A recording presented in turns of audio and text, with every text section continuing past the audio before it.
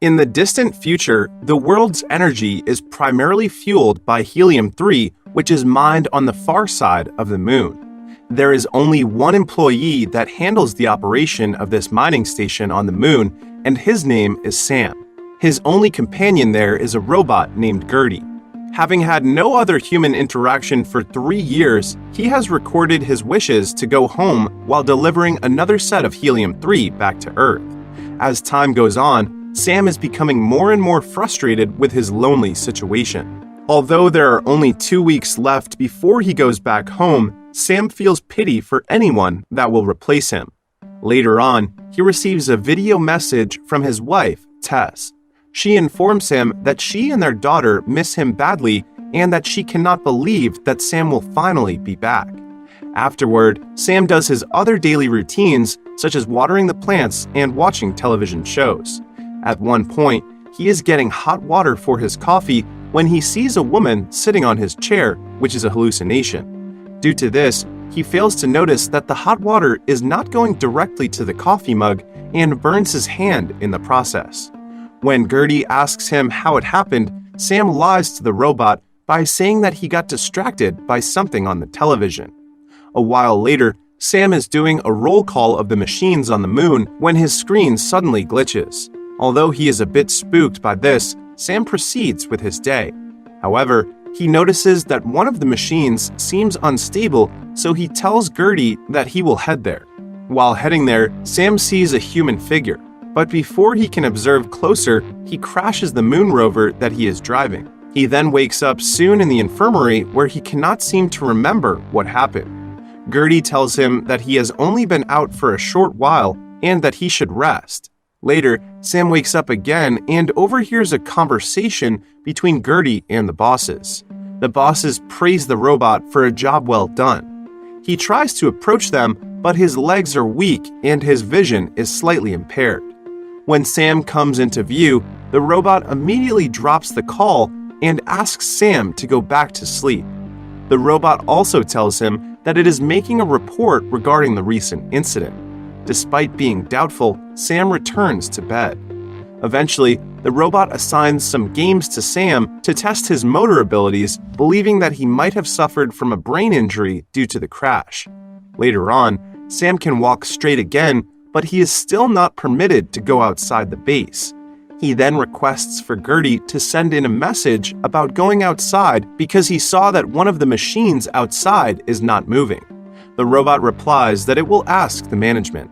Sometime later, Sam receives a video message wherein his request to go outside is rejected by the bosses and a rescue team will be sent instead to fix the problem he saw. Not appreciating that he is being treated like a child, Sam decides to secretly tear a hole in one of the gas tubes to create a leak. After doing this, Sam asks GERTY if he can check the base from the outside to see the cause of the leak. At first, the robot does not permit, but it eventually allows him on the condition that he will only check the exterior. Hearing this, Sam immediately moves outside and heads to the crashed moon rover. Inside the vehicle, he sees another Sam, the one who crashed earlier. But instead of recognizing his doppelganger, the second Sam immediately brings him back and asks GERTY who he is. The robot advises him to take the mysterious man to the infirmary. There, the first Sam sees the second Sam. Due to his hallucinations earlier, he asks GERTY if the second Sam is real, but the robot just replies that he needs to get some sleep. A while later, the second Sam watches his wife's video message, which tells him that they will meet again soon. Afterward, the first Sam just got out of his bed and sees the second one in the recreation room, prompting him to search for GERTY. Upon finding the robot, he quickly asks it why the second Sam looks just like him, to which the robot replies that the Central Command does not know that he is still alive. Not receiving the answers that he wants to hear, first Sam goes back to his room to get some proper clothes. After dressing up, he goes back to the recreation room to talk to his doppelganger and tells the second Sam that both of them are called Sam. The second one thinks it is weird to talk to him, thinking of him as his clone. The first Sam tells the second one that he is not a clone before leaving the room, then heads to the plant room to water the plants. There, the second one notices that the first Sam is talking to himself and the plants, so he asks him how long he has been detained there. The first one answers that he has been here for 3 long years and uses this opportunity to thank his doppelganger for saving him in the crashed rover. He also admits that he has been very lonely and just wants to shake his doppelganger's hand, but the second one refuses, thinking that it is still weird. As such, he leaves the plant room, but first Sam invites him to play ping pong with him so they can at least bond. Even though the second one does not want to, he eventually accepts the invitation. In their game, the second one loses by a landslide, frustrating him. Because of this, he practices playing ping pong while first Sam is fidgeting with his diorama collection. When the second one asks him how long it took him to make the diorama, the first Sam replies that he cannot remember making it all aside from the other buildings. They then arrive at the conversation about Tess, and it seems that the second one does not know that they have a daughter named Eve. At this point, GERTY informs the second one that he has received a message from Earth. There, the bosses tell Sam that the rescue team will be arriving at the base in approximately 14 hours and that he will return to work in no time. First Sam is confused because he does not know that a team will be sent. As such, he thinks that he is finally going home. But the second one thinks otherwise, believing that the first Sam is a clone, which prompts the first Sam to yell at him and retreats to the diorama model to find his piece. The second one then thinks that there must be more of them somewhere in the base, which the first Sam thinks is impossible because he knows this place for 3 years. At this point, the second one lashes out at his doppelganger for being naive, saying that the lunar company is clearly hiding something from them. He then shares to him his theory that it is much cheaper to make clones than train another person for the job. As such, the second Sam searches for the secret room where the clones might have come from, and the first one just continues his diorama making because he does not believe him. After searching every nook and cranny of the base, the second Sam finds nothing. He then comes back to the first one and asks him to move away from the diorama to see what is underneath. Of course, the first Sam does not comply, thinking this is ridiculous. He stands up holding a carving knife, refuses when the second Sam wants him to drop the sharp object. It forces the second one to try to take it away from him. A brief fight ensues between the two where the second Sam discovers that there is nothing underneath the diorama. When the first one retaliates, the second Sam chokes his doppelganger into submission, but stops when noticing that he is bleeding too much. And so, the first Sam quickly goes away to wash the blood off his face. A while later, he talks to GERTY about the fight earlier and how the second one seems to be an angry man. Finally, because he is starting to doubt himself as well, first Sam asks the robot if he is really a clone. Even though it is not supposed to reveal this information, GERTY confirms it. According to the robot, it is standard procedure for Sam clones to wake up from a crash, suffer minor brain damage, and have memory loss. GERTY tells him that there is, in fact, no crash and that the tests conducted are for the clone's mental stability. The robot also admits that Tess and Eve are just edited memory implants from the original Sam. This revelation devastates first Sam, who cries and leaves the robot in silence. He goes back to his room and depressingly stares at Tess's picture. Later on, the first Sam goes back out to eat. The second one takes this opportunity to apologize for what he had done and his temper. The second one also approaches him and tries to tell him something, but whenever the second Sam tries to speak, the first one would play the music loudly. Eventually, the second one gets fed up with this and throws the music player away. He then tells him that he is not supposed to rescue him in the crashed rover because GERTY is not allowing him. Also, he has heard the robot having a conversation with the bosses, which should have been impossible because the communication is supposed to be fried by the solar storm. The Central Command must have been lying to them this whole time and blocking communications from the outside. As such, the two head out of the base to look for communication signals. While they are driving outside the base's perimeter, the first Sam admits that he has not reached this far yet. Eventually, the first Sam reaches a communication station. The second one, who is driving in the other direction, also sees the jammer which disables live communication back to Earth. At this point, the first one starts to become sick in his stomach but tells his doppelganger that he is all right. He then goes back to the rover, and it turns out that he is bleeding heavily. Immediately, First Sam heads back to the base and vomits blood.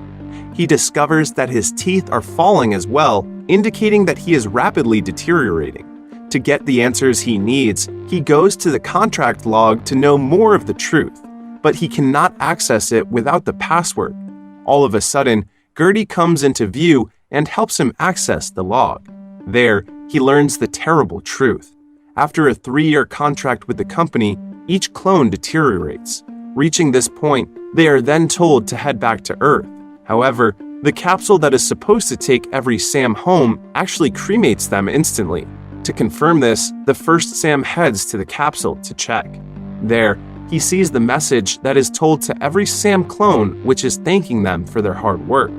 After that, it is the instant cremation process. He also sees a sealed-shut hidden trapdoor underneath the capsule. The first Sam gets a crowbar to open it. There, he discovers the secret room of clones that the second one has been theorizing about. Meanwhile, the second Sam has just returned to the base after discovering 3 more jammers around the area. Upon entering, he sees his doppelganger slumped to the ground, telling him that he has finally found the secret room. Inside, the two see the multiple rows of cabinets containing Sam clones, which seems to go on endlessly. Due to this revelation, the first Sam silently heads back outside the base and drives to the communications station. Inside the rover, he uses a communication device to establish contact with Eve, who is now already a 15-year-old girl. He asks for Tess, but Eve informs him that she passed away many years ago. When he tries to ask his daughter about how Tess died, Eve suddenly calls out to someone she calls Dad, prompting the first Sam to immediately drop the call. Being in so much pain from his sickness and from everything he learned, the first Sam breaks down in tears inside the rover. A while later, he returns to the base to find the second Sam attempting to recreate the ruined diorama, but instead cuts himself in the process, making the first one laugh. The first Sam then teaches him how to carve. Here, the second one notices how sick his doppelganger appears and asks him what is wrong. Instead of answering this question, the first one informs him that the rescue team that is heading to the base will surely eliminate them if they are both seen awake at the same time. Seeing how sick he is, the second one takes first Sam back to his room, assuring him that everything will be okay, and leaves his doppelganger to rest. While sleeping, the first one later has a dream about his precious time with his dead wife. Outside the room, the second Sam sees the device used by the first one and opens its call log. There, he sees his doppelganger's conversation with his daughter, Eve. The second Sam is devastated upon learning that Tess is dead and that Eve is already 15 years old. As such, the second one calls GERTY to wake up another clone that will replace him and the first one. Although GERTY does not want to disobey orders, it also wants to help Sam. Later, the first Sam wakes up to the sound of his alarm, finding that his health is never getting better at all. After a brief shower, he heads out of his room and finds a Sam clone in the infirmary who he mistakes for the second one. The second Sam appears and stops him to explain that the still unconscious Sam clone will be placed inside the crashed rover to fool the rescue team. He then informs first Sam that he is going home through the Helium-3 launcher while himself will stay there. They proceed to the launcher where the first one comments that he is uncomfortable with the arrangement and does not continue the launch. He spends his time inside looking at the new clone while thinking things through and later goes back to his room staring at the baby pictures of Eve before finally vomiting blood again. At this point, the second Sam enters the room and urges him to go through with the launch. But the first Sam has changed his mind, thinking that the second Sam should be the one to go back because he is still healthy. He adds that he always wants to travel, so the second one should fulfill his dreams for him. The second Sam accepts this. So, instead of eliminating the new Sam clone, the new plan is that the first Sam will be the one to die inside the rover and fool the rescue team. As such, the two head back together to the crashed vehicle. Before they get out of their rover, the two reminisce about the first time they met their dead wife. While the second Sam is telling their meet-cute story with Tess, the first one eventually slips into unconsciousness. Saddened by this, the second one then carries his doppelganger's body toward the crashed rover and places him there. On his way back to the base, he cannot help but get teary-eyed for his friend. He then prepares for his trip back to Earth. With only an hour left before the rescue team's arrival, GERTY stops him to say that the plan will not work. The management will eventually check the robot's memory cache and see the two Sams. Wanting to help Sam in any way possible, the robot suggests that he can remove its memory and it will reboot after the second Sam leaves. The second Sam complies, with the robot wishing him the best on his trip back to Earth. But before he gets on board the Helium-3 launcher, the second Sam programs a machine to crash into a jammer so that live communication can be established. And so, the second Sam finally launches back to Earth along with some canisters of Helium-3. When the capsule containing the second Sam zooms away, it is revealed that the first Sam is still alive to see his friend head back home. Afterward, the rescue team finally arrives to check on Sam inside the rover. Upon seeing that he is dead, they quickly conclude that nothing is out of the ordinary. At this moment, the new Sam clone has also just woken up from his sleep with a rebooted GERTY, welcoming him back from his programmed fake crash. The plan has succeeded and the second Sam manages to get back on Earth. Eventually, although it is not seen, there are several news reports about the second Sam's testimony against the lunar company. Because of this testimony, the company's stocks have reportedly dropped due to this heavy revelation about their unethical management. The movie is brilliant in all aspects, especially the plot and the acting of the main character who manages to portray two different Sams. But above all else, the movie manages to showcase how wrong it is to create clone workers for profit, no matter how essential the work being done or resources being harvested. As such, the movie is also an ethical critique against the idea of overworking people to death and the perceived expendability of the workforce, both of which are represented by the seemingly endless replacement of Sam clones.